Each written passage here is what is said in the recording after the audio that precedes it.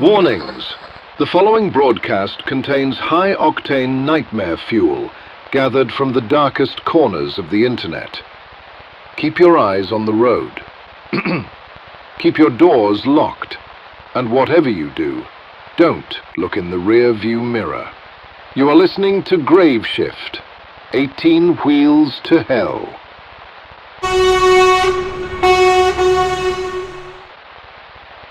I want you to try a little visualization exercise with me, just for a second. If you can, close your eyes. Imagine you are sitting in the cab of a massive 40-ton heavy goods vehicle. The engine is droning, that low, constant vibration that, rattles your teeth. It's 3 a.m. You are completely alone. And you aren't on some familiar interstate near home. Not at all. You are deep in a foreign country. Maybe you don't even speak the language. The road signs are in a script you can barely make out. You are, for all intents and purposes, an astronaut in a capsule just navigating this dark alien landscape. Exactly. Your cabin is your entire universe. It's where you sleep, it's where you eat, it's where you work. You've been on the road for 10 hours, and then all of a sudden the darkness in your rearview mirror is just... shattered. Yes, shattered. You see the flashing blue and red lights? It's a universal trigger, isn't it? I mean, even if you've done nothing wrong, your stomach just drops. Your heart rate spikes. It's a conditioned response. Totally. Those lights mean authority. They mean stop. They mean you are now subject to the power of the state. Right. In, 99% of the world, that adrenaline spike is just anxiety about a ticket. Maybe a scolding for a broken taillight. You pull over, you have an awkward conversation. But we are not talking about 99% of the world today. We're unpacking a source that describes a specific time and place where that universal symbol meant something entirely different. In the scenario we're looking at today, those lights aren't a signal to pull over for a chat. No. They're the opening move in a life or death encounter. In this account, pulling over doesn't mean a fine. It means you might lose your cargo. You might lose your truck. And there's a very, very high probability that you will lose your life. Today, we are doing a deep dive into a chilling account of police corruption in Turkey, specifically targeting foreign truck drivers. And I really want to set the stage properly here. This isn't some dry government report or a sterile white paper. No, this is much more visceral. We're looking at what is essentially oral history. It comes from a Reddit thread, a user sharing the raw, unfiltered family story of their uncle who was a long-haul driver. It reads less like a news report and more like a confession. And the mission for this deep dive is to unpack a complete, total breakdown of law and order. We aren't just talking about corruption in the sense of, slipping a cop $20 to get out of a ticket. That's annoying. Right, but it's manageable. That's transactional corruption. Yeah. What we're looking at here is predatory corruption. We're talking about a scenario where the police force basically operated as a highway bandit gang, and the logistics companies, the actual legitimate corporations, they responded by turning their drivers into soldiers. It's a story that just flips the script on everything we think we know about safety, about compliance. So let's get into the mechanics of this trap. The source material lays out a very specific dynamic. Turkish police targeting foreign truck drivers. Why them? I mean, was it just xenophobia, or was there something more practical going on? Well, xenophobia might have played a part psychologically, but the primary driver here was economic. It all comes down to liquidity. You have to remember the context, the era this story is from. This is before seamless digital banking. Right. Before every toll booth took a contactless card. Exactly. Before universal fuel cards worked at every rural gas station. If you're driving a semi across international borders back then, you aren't Venmoing people. You're operating in a cash economy. A huge cash economy. Think about the expenses. Thousands of liters of diesel, food for weeks, bribes at the border crossings, emergency repairs. So the truck isn't just carrying cargo. The cab itself is a rolling bank vault. That is the critical insight. The police knew this. They weren't stopping these trucks to check the tread depth on the tires. They were cracking open a piggy bank. They knew a foreign driver had to be carrying a huge stack of untraceable cash just to keep that truck moving. It was targeted. It's terrifyingly rational when you put it like that. It wasn't random at all. It was a business model. And the source details the methodology. It starts with what they call the first level of corruption, which honestly sounds horrific enough on its own. Armed robbery. Plain and simple.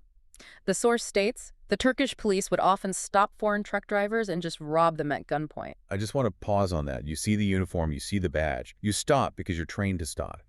You roll down your window expecting to show your license, and instead you're staring down the barrel of a service weapon, held by the person who's supposed to be protecting the roads. It completely exploits the authority bias we all have. We are hardwired to hesitate before resisting a cop, and that hesitation is what they counted on. By the time you realize this isn't a lawful stop, they've got control. They take the cash, maybe your watch, and then they just leave you on the side of the road. And here is the truly messed up part.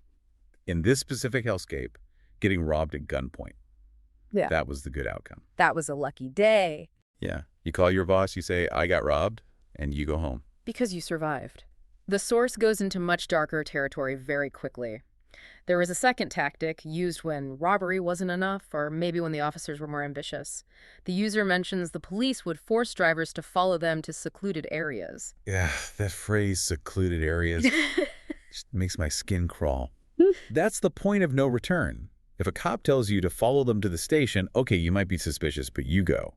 But if they lead you off the main highway onto some dirt road. Into the dark, your survival instinct should be screaming, but again, that power dynamic paralyzes you. If you run, they chase you with sirens, with backup. If you follow, you're walking into a slaughterhouse. The source is explicit about what happened. They would murder the truckers and steal a truck. Murder and theft. So we're talking about state-sanctioned hijacking. Yeah. It's organized crime wearing a badge. A semi-truck, I mean, even stripped for parts, is worth a fortune. And the cargo inside. Electronics, raw materials, anything. Could be worth hundreds of thousands of dollars. And by killing the driver, they eliminate the only witness. It's cold, calculated, and absolute. And there was a third method mentioned in the text, too, which feels almost more cruel because it drags out the suffering, the trap, or the kidnapping. Yes. Sometimes they wouldn't kill the driver right away. They'd arrest them on made-up charges. And suddenly you're not on the road anymore. You're in a holding cell in a foreign country. You don't know the system, don't know the language. And I'm guessing they didn't provide a public defender. Not even close. This was a ransom play. The source says they would demand huge amounts of money to free them from jail. I mean, imagine the leverage. The company wants its truck back. That's their asset. The family wants their father or husband back. The driver is helpless, isolated, terrified. It's a perfect hostage situation, all authorized by the legal system itself. So let's just recap the options for a driver seeing those lights in the mirror. Option A, you pull over and you lose all your cash. Option B, you pull over, get led into the woods, and you lose your life. Option C, you pull over, go to jail, and your family gets extorted. It's a classic zero-sum game where, the only winning move is not to play. Compliance guarantees loss. In a normal society, compliance buys you safety. Here, compliance buys you danger. Which brings us to the most mind-blowing part of this whole story, the response. If you work for a normal logistics company, right, the employee handbook is all about safety, compliance, following the rules. Absolutely. Do not speed, do not engage in road rage, always wear your seatbelt. Corporate liability is usually the driving force. They're terrified of lawsuits. But here, the haulage contractors, the companies, they looked at this and realized that standard procedure was getting their people killed. So they issued an order that sounds completely insane. What was the instruction? The instruction was, never stop for the Turkish police. Just a flat-out refusal to acknowledge law enforcement. And it went even further. It wasn't just don't stop. The instruction had a violent addendum. Ram police cars if necessary. Ram police cars if necessary. Yeah. I just want to sit with that for a second. A legitimate business is telling its employees to commit vehicular assault, maybe even vehicular homicide, against marked government vehicles. It's almost impossible to process in a modern context. Imagine FedEx or UPS telling their drivers, hey, if the sheriff tries to pull you over, run him off the road. It sounds like the plot of a dystopian movie, but in this context, it was a rational survival strategy. It effectively turns the truck into a weapon of war. Exactly. It's asymmetric warfare. The police have guns, authority. The driver has a 40-ton steel battering ram. The company basically told them, your vehicle is your only shield, use it. But think about the psychological burden that puts on a driver. You're not just a guy delivering crates of apples anymore. You've been deputized as a vigilante. You have to make a split-second decision. Is that a real cop? Is it a trap? Do I crush that car? It forces the driver to become judge, jury, and executioner. And that's where the morality it dissolves. And the source material pivots here from this general policy to the specific experience of the user's uncle. This is where the story gets really human and honestly very dark. Right. The uncle was one of these drivers. He was on these roads. And he admitted to the Reddit user that he he followed these orders. He did. The quote is chilling in its vagueness. He said he had to ram his way through obstacles on the road a few times. Obstacles, that is such a heavy loaded word here. It's a dehumanizing word, and I'd bet it was chosen very carefully by the uncle. He doesn't say, I rammed a patrol car. He doesn't say, I rammed a roadblock. He says obstacles. It suggests he was trying to view whatever was in front of him, not as people, not as authority, but simply as a barrier to his own survival. It sounds like a coping mechanism. If you let yourself acknowledge that the obstacle has people inside, you might hesitate. Precisely. If you think about the two officers in that sedan, maybe one is corrupt, maybe the other is just a rookie who has no idea what's happening. If you think about that, you might hit the brakes. And if you hit the brakes, you die. So to survive, he had to reduce them to inanimate objects, obstacles. And then there's that chilling bit right after. The source says the uncle refuses to talk about whether or not any of those obstacles are alive or not. That is the core of the horror, alive or not. I mean, if you're driving a 40-ton truck and you ram a sedan, or you ram a person standing in the road, the physics are not on the side of the obstacle. The physics are catastrophic. And the fact that he refuses to talk about it suggests that either he doesn't know, or maybe worse, he does know, and he just cannot bear to say it out loud. It's the uncertainty. Imagine living with that. You're driving down a dark road, you see the trap, you remember the order, ram if necessary, you feel the impact, you hear the metal tearing, and you just keep driving. You can't look back. If you look back or if you stop to check, you fall into the trap. You become the victim, so you have to keep moving. But that decision means you never get closure on what or who you hit. You just drive into the night with the knowledge that you likely ended a life to save your own. And the source touches on the cost of that. This wasn't some action movie where the hero drives off into the sunset. No. The source says, I'm pretty sure he got PTSD from this shit.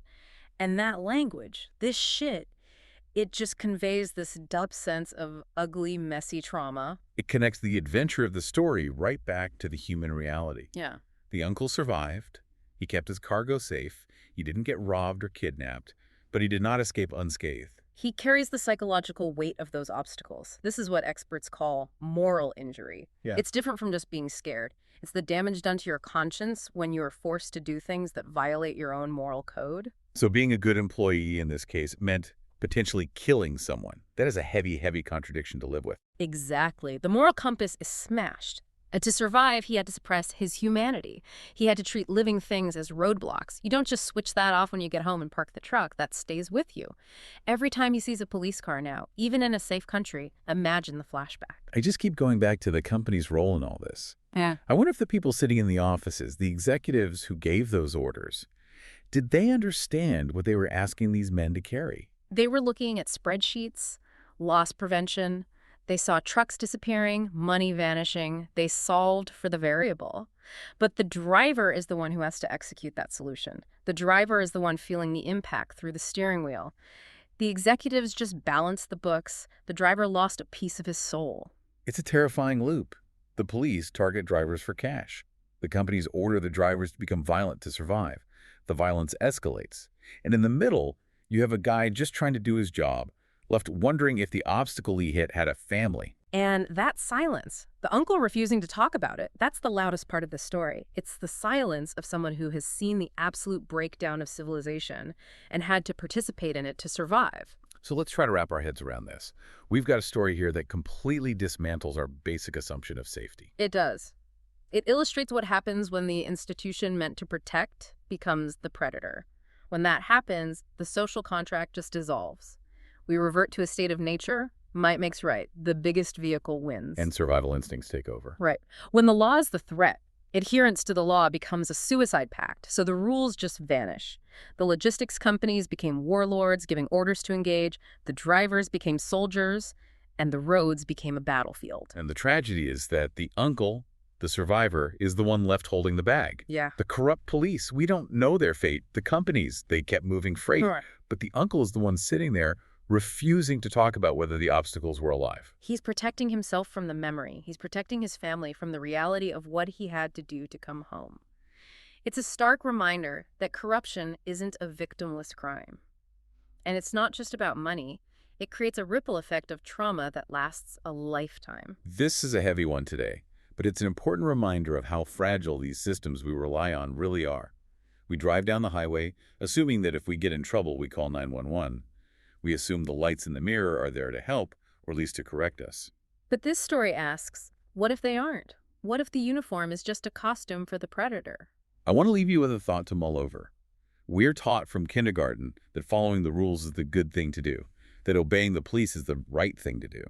But in the story we just heard, following the rules was a death sentence. And criminal behavior ramming police cars, fleeing a scene, that became the only moral choice for survival. So the question is, at what point does the label criminal lose its meaning? If the law enforcement are the robbers and the honest workers are the ones smashing through barricades, who are the good guys? And ask yourself honestly, if you were in that cab alone in the dark and you saw those lights, would you stop? Or would you ram the obstacle? Thanks for listening to this deep dive. It's a lot to think about. Catch you next time. Keep the shiny side up and the shadows in your rear view. You've survived another grave shift. Over and out.